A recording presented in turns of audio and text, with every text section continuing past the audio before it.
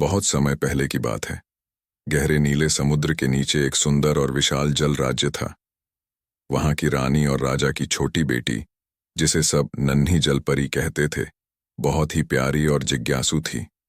उसका नाम मीरा था और उसकी सबसे बड़ी इच्छा थी कि वह कभी इंसानों की दुनिया को देखे।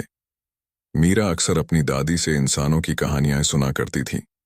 दादी बताती थी कि जब एक जलपरी 18 साल की हो जाती है, तब उसे पहली बार समुद्र की सतह के ऊपर जाने का मौका मिलता है। मीरा बेसब्री से अपनी बारी का इंतजार कर रही थी। आखिरकार मीरा का 18वां जन्मदिन आया। वह खुशी से समुद्र की गहराइयों से निकलकर सतह पर आई। जब वह ऊपर पहुंची तो उसने पहली बार सूर्य को चमकते हुए देखा। नीला आसमान, उड़ते पक्षी और दूर दूर तक फैला हुआ समुद्र, यह सब देखकर मीरा मंत्रमुग्ध हो गई। उसी समय उसने एक सुंदर जहाज देखा जिसमें संगीत और नाच गाना हो रहा था। वह पास जाकर देखने लगी। जहाज पर एक राजकुमार था जो बहुत ही सुंदर और हंसमुख था। मीरा ने उसे देखते ही उसे पसंद कर लिया।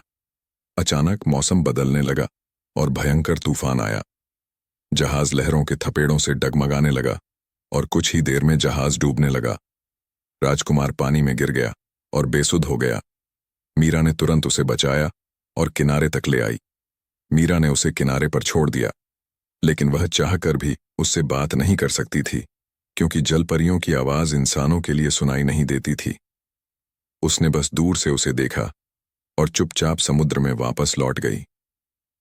मीरा का दिल टूट गया था, क्योंकि वह राजकुमार से बहुत प्यार करने लगी थी। उसने अपनी दादी से मदद मांगी, लेकिन दादी ने कहा कि इंसानों की दुनिया और जलपरियों की दुनिया एक नहीं हो सकती।